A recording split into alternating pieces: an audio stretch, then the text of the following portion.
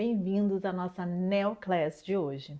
O nosso assunto hoje é sobre gestação e suplementação. Quero convidar a você, pediatra, para refletir um pouco sobre esse assunto, sair do raso e entender mais alguns pontos que serão importantíssimos para que você faça uma consulta pré-natal pediátrica de excelência. Eu sou Bárbara Oliveira, pediatra, neonatologista, tenho mais de 10 anos de atuação, assisti já a mais de 1000 bebês e dentre tantas coisas que eu já fiz dentro da minha especialidade, eu fiz também uma pós-graduação em suplementação avançada na prática clínica, onde eu fui habilitada para suplementar desde gestantes até puérperas, bebês e crianças por toda a sua infância. Hoje eu queria convidar você, pediatra, para sair do raso, sair dos protocolos e começar a pensar no seu paciente um a um. Porque eu costumo dizer e defender muito o SUS e as políticas públicas, porque elas servem para um propósito. Elas são feitas para a massa. Não é possível individualizar, personalizar, quando a gente está falando em protocolos de massa. Porém, não é a realidade de vários pediatras onde fazem consulta um a um, consulta particular, personalizada, individualizada, com alto valor agregado. E por isso é tão importante a gente saber sobre suplementação, desde a gestação até a vida dessa criança durante a sua infância. Não é necessário você saber detalhes da suplementação. Muitas vezes eu sei que há um preconceito sobre esse assunto, por conta de não ter um consenso, são vários artigos, muitas vezes contraditórios, mas eu queria te convidar a achar um caminho entre o 8 e o 80. Não precisa pensar em suplementar vitaminas e minerais que você desconhece, mas podemos sim usar aqueles que são comuns à nossa prática, para que a gente potencialize a epigenética desse bebê ainda na gestação. A gente vai estar fazendo um bem para esse bebê, para essa gestante, para a sociedade, cuidando ainda dessa vida lá no início. A gente tem que saber honrar as primeiras coisas, a gente tem que saber valorizar o tanto que a gente ainda pode fazer por essa gestante, por esse bebê, por essa família, lá na gestação, lá no positivo. E eu queria trazer para vocês aqui 3 elementos que são muito comuns para a sua prática, você já ouviu falar, você já precisou manejar, e eu quero de uma forma muito prática sintetizar para que amanhã mesmo você já consiga colocar em prática e já consiga potencializar isso na vida da sua gestante, da sua paciente, combinado? Mas para que fique mais fácil a compreensão nessa nossa Neoclass sobre suplementação e gestação, eu quero usar a imagem para que a gente consiga visualizar e alcançar melhor essa informação, combinado? E a analogia que eu vou usar hoje é sobre o aquário, o peixe e a ração. Esse aquário é sobre anemia, deficiência de ferro, algo tão comum, tão corriqueiro na sua prática clínica e algo tão negligenciado na vida das nossas gestantes. Gente, cerca de 72% das mulheres em idade fértil têm deficiência de ferro. Ou seja, essa sua gestante, ela provavelmente estava incluída nessa porcentagem. E quando ela fica gestante, ela já vem com uma deficiência, uma carência de ferro. Por isso que é importante a gente olhar para esse aquário até antes mesmo de colocar o peixe lá. A gente coloca água, coloca o anticloro, vê se o peixe vai precisar de oxigênio e prepara o ambiente. Por isso, o melhor momento para a gente começar a investir nesse organismo, nessa mulher, nesse aquário que vai conter esse peixe, conter esse bebê, é antes da gestação. Hoje a gente fala para além dos 1000 dias de ouro. Os 1100 dias de ouro, porque correspondem aos 3 meses antes da fecundação, onde a gente ajustaria todos os nutrientes daquela mulher para que quando aquele bebê viesse, o ambiente estivesse adequado. Claro que para uma carência de ferro, a gente sabe que muitas vezes 3 meses não seria suficiente. Se fossem 6 meses, seria ainda muito melhor.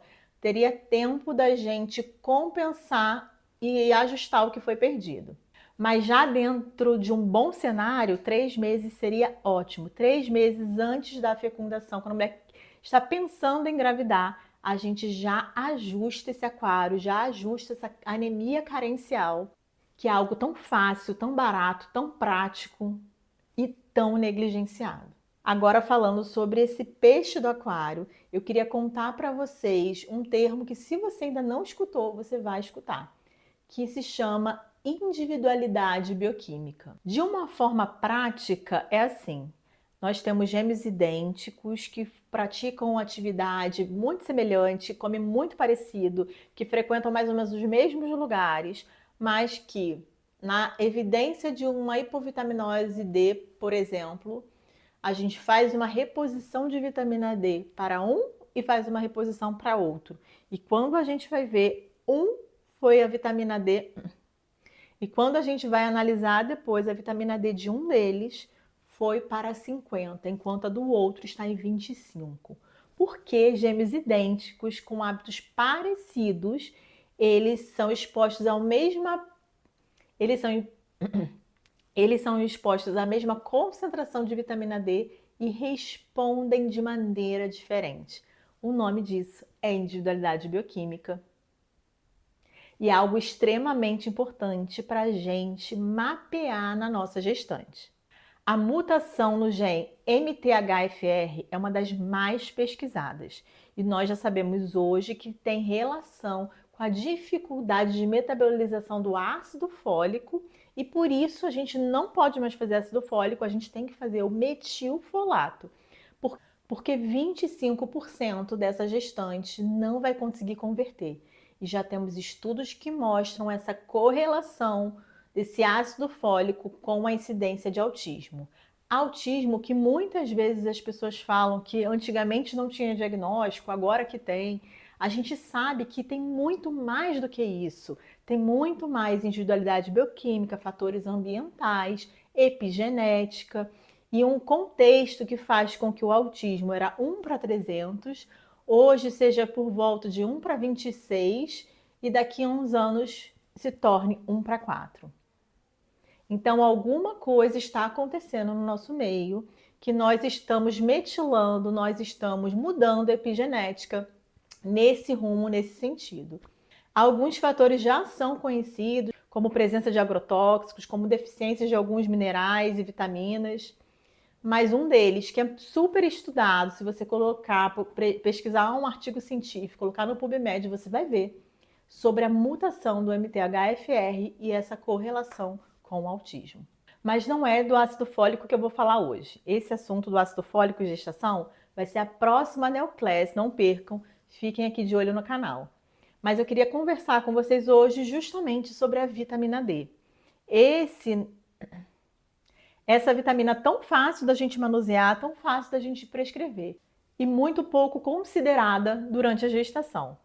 Não é normal, gente, não é plausível você olhar um exame laboratorial de uma gestante que colhe exame várias vezes durante a gestação, que não custa nada você pedir uma 25-hidroxivitamina D e ver lá menor que 20 ou 20 e pouco. Não é normal você deixar nesse valor. É necessário que você faça assim, uma suplementação e revise se foi suficiente para aumentar os níveis de vitamina D.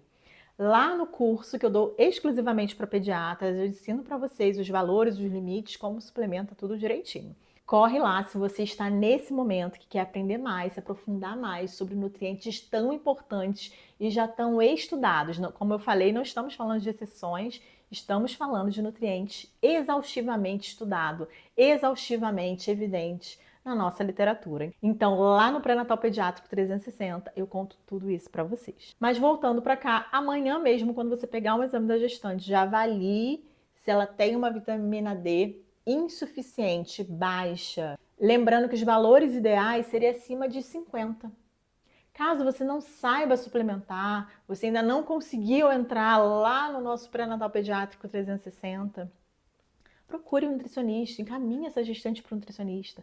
O que não dá é para a gente ficar com o exame alterado na mão, sem fazer um bem a essa gestante, a esse bebê, a toda essa geração. E em terceiro e último lugar, eu queria conversar com vocês sobre a ração que a gente vai dar para esse peixinho. Essa ração hoje vai ser traduzida no elemento que é muito comum também para a gente, que é o ômega 3. Quem não sabe que a gestante precisa tomar ômega 3, que isso é bom para o neurodesenvolvimento, que isso é bom para o feto, que isso é bom para a inteligência? Todos nós sabemos disso, mas o que eu queria contar para você é que tem um momento que é principal, que é primordial, que é indispensável, que você garanta níveis altos de ômega 3 para essa gestante. Acontece que muitas vezes lá no primeiro trimestre, por conta dos enjoos, da oscilação hormonal, ela não consegue, não dá conta de tomar esse ômega 3. E tá tudo bem, porque a gente sabe que a gente vai otimizar essa quantidade de ômega 3 lá no final da gestação, onde a gente vai garantir uma boa relação de DHA e de EPA em um ômega 3 de boa qualidade. Isso é importantíssimo. Não adianta a gente pegar aquele suplemento vitamínico onde a gente vê lá ômega 3 e não sabe a procedência. Muito provavelmente a procedência do ômega 3 do polivitamínico para a gestante é um éster, sendo que os melhores são os triglicérides. Então você vai procurar e vai orientar o ômega 3 TG, porque ele é mais puro, ele tem melhor absorção e esse sim vai fazer diferença no cognitivo do seu paciente ainda dentro da barriga. No pré-natal pediátrico 360, eu falo exatamente a dose que a gente quer lá no terceiro trimestre.